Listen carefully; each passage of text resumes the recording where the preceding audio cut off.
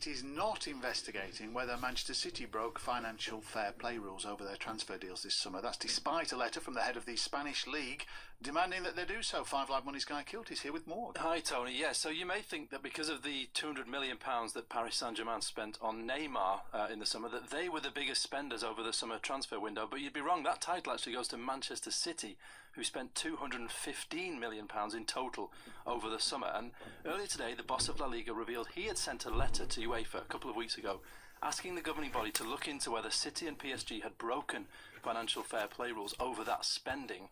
And he said that City and PSG, and I'm quoting here, their state aid funding distorts European competition and creates an inflationary spiral that is irreparably harming the football industry. Well, City is of course owned by the ruling family of Abu Dhabi, and PSG is owned by the Gulf state of Qatar.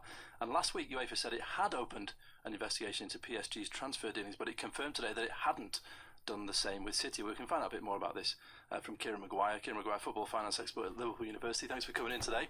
Good afternoon. So just very briefly, before we get into the detail of this, just explain the financial fair play rules and what they're supposed to do. Under the UEFA rules, a club has to make no more of a loss than €30 million over a 3-year period. So you can spend a lot of money in 1 year, and provided you start to recoup that in future years over that 3-year period, then you've satisfied the rules. Okay, now, so why has UEFA then said in the today with City and last week with PSG, that it's going to look at PSG but not at City? What's the difference? I think the big issue in respect of PSG is, first of all, the Neymar signing it blew everything else out of the water, and to follow that up with the very strange signing of Mbappe, where originally they were going to spend €200 million on the player, then it became a rather strange loan deal that set the warning lights going off at UEFA headquarters. So it's more that deal, this loan deal for Mbappe, that you think is the one that's causing this consternation at UEFA at the moment? That's right. There's no way under normal football rules or normal football logic that you take your best player and allow him to go and play for your biggest rivals over a season.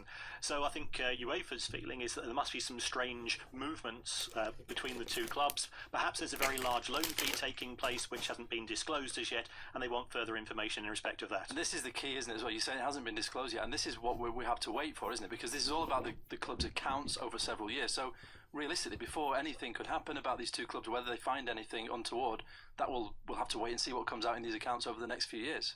That's right. I mean, City made a profit of 20 million last year. PSG made a profit of 10 million. So they both appear to be profitable clubs. They have been both accused of what Arsene Wenger refers to as financial doping in respect of some of their commercial deals, which appear to be at highly inflated prices. And I think that's where UEFA's focus will be. There were some people saying as well that this is a bit rich from the boss of La Liga, because just last year 7 La Liga clubs were found to have been getting state aid themselves. So some people saying is this sour grapes from La Liga, the boss of the Spanish league? It would appear so. I mean, I think the La Liga historically has had a very high profile, and they're scared of that being stolen away by the Premier League, which is clearly the best marketed league in the world, and therefore the most popular in terms of TV rights. Now they see potentially French football taking more of a foothold, so therefore when they're competing for overseas football rights, not the domestic ones, they fear that the French league might be able to get a bigger share of the market, which would mean less money coming into La Liga itself. Just finally and briefly, is it ultimately, though, when the owners of these clubs just have deep pockets, deeper than we could possibly imagine, does it really matter if they get fined or they have to do anything else? Well, certainly fines would not impact upon the owners themselves. I think their main concern would be if UEFA put more severe restrictions, such as refusing to allow the clubs to play in European competition.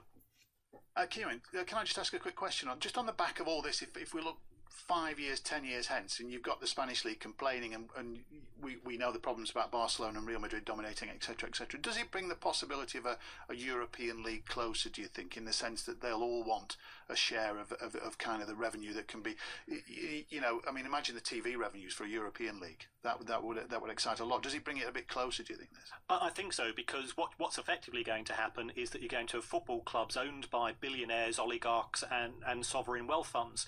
Now, if you get 16 or 18 of those come together, then it's a high probability of them sharing all of the TV revenues between them, and there won't be a lot of money left for the English clubs who are not in that league.